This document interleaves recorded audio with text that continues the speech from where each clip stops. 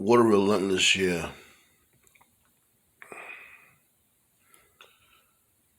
It's like, wow, we was almost there, almost out of this year. We at the finish line of this chaotic year. But this year just keeps punching. It is crazy. Like this really did sting a little bit. I'm not even gonna hold you because I've been even though his career wasn't that long, I've been following this dude's career for quite some time, Just seeing like I was at work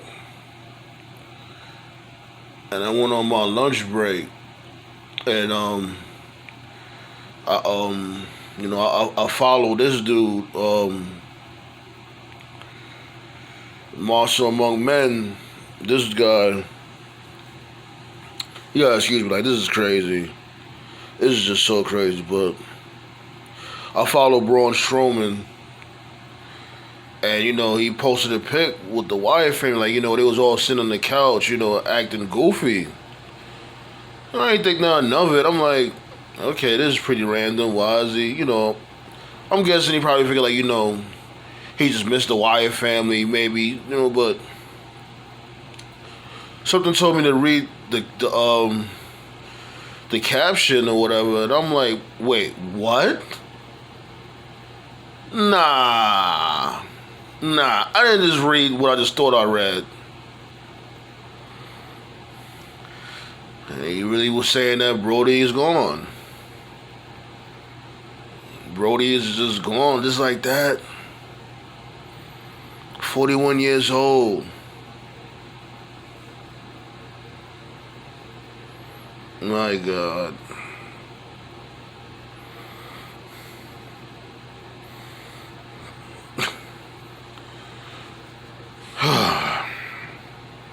Mm-mm-mm. I remember when I had first seen him or whatever when he was at NXT and Bray Wyatt had brung him out. Nobody didn't know who he was, and he had a match against Jason Jordan. This when Jason Jordan he had all that hair and stuff, head full of hair, and first thing I thought like this dude remind me of Bruiser Brodie or whatever. That's what he reminded me of. He definitely, and he was like real agile, and he could move real fast, and he had that discus clothesline that be taking dudes out. I'm like, wow, I could see this dude going somewhere. And then he ended up in the main roster with Eric Rowan, and Bray. Had the Wyatt family. Of course, WWE squandered them, but nonetheless, people still seen something in this dude. People still seen something in Luke Harper. And it was like almost every match he was in was good, especially the match he had with Dolph Ziggler. Classic match. I think it was a ladder match. It was a classic for the Intercontinental title. For those out there, go back and watch that. These dudes was going in. He won the Intercontinental title, but he didn't really go far with that. I think he only held it for like less than a month. And I forgot who he lost it to. I think he probably lost it to Dolph Ziggler, but he didn't really have it for too long. He had it for like less than a month.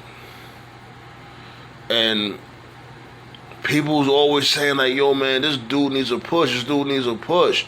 It was like WWE will push him, but not really, go all the way there with it. He was always like in the mid card or tag teams, and I don't care if nobody say. I liked the Basham brothers. You know what I'm saying? They came through with those big mallets, and they were just all about destruction. Like what they did to the New Day to this day, like Nobody destroyed the New Day like that. I loved it. You know what I'm saying? People would say the Basham brothers, not the Basham, excuse me, the Bludgeon. People would make fun of the Bludgeon brothers because of those real big hammers. But I liked it. You know, I liked the Bludgeon brothers. Like the Wyatt family, but you know, everybody knows what happened with them. You know, Cena wins, LOL. And then the next thing you know, I got taken off of TV because Vince wanted to basically repackage him like on some Southern boy type stuff and wanted him to talk in a Southern accent. And Luke Harper was like, "What are you talking about? Like, I'm not from the country. I'm from the East Coast. You know what I mean? Like, what are you talking about? Trying to speak it? I can't speak in no country accent." Delusional Vince, go figure. So he was like, he asked for his release. I think they denied his release at first, and then I think Triple H basically said,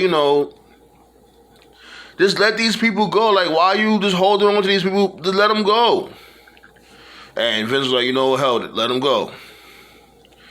And that's when he ended up in AEW. The new federation in town, and he finally became a leader of a stable. Because from before he was the henchman or whatever. He was never a leader.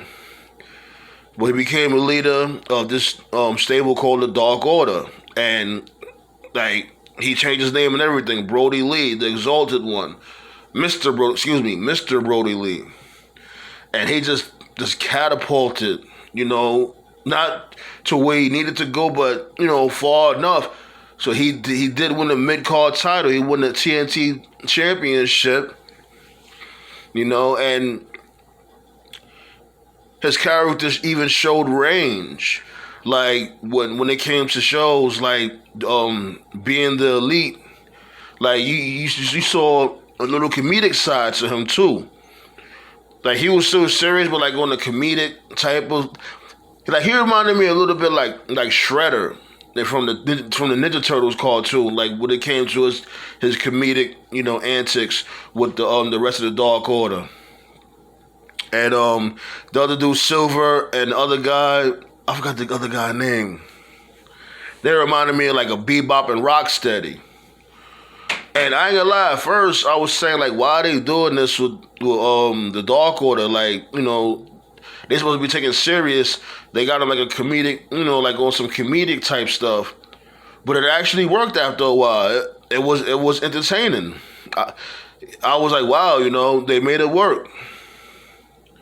And then, the last match she had was with this dude, Cody Rhodes. Well, Cody Rhodes taking back the TNT title. And he went away on an injury. And we all thought it was just, a little injury. He'd be back, in no time. Most likely he'd be back for the new year. Nice and fresh. Probably get back the TNT title and, do more be in the Elite skits. But, that's when we got the sad news from his wife.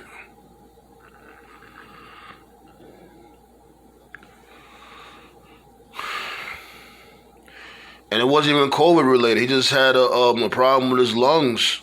And nobody didn't know. Seemed like a healthy guy. He had some weight on him at first, but then he lost the weight like gradually. Especially when he went to when he left WWE and he went to AEW. He lost weight.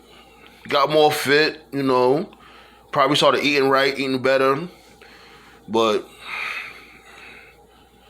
it's still happening, and it's just so sad, man, to be taken so soon when he finally had a resurgence in his career. And not only that, now he has 2 kids. That's the main thing. That's the main thing that sucks, because his 2 sons now gotta grow up without a father. That's the thing that always sucks. No kid is supposed to bury their parents or parent. No kid. No, excuse me. I'm sorry. Forget that I said that. I'm distraught right now. It sucks, and my condolences goes out to the Huber family, his wife, his two boys, and wow, man, like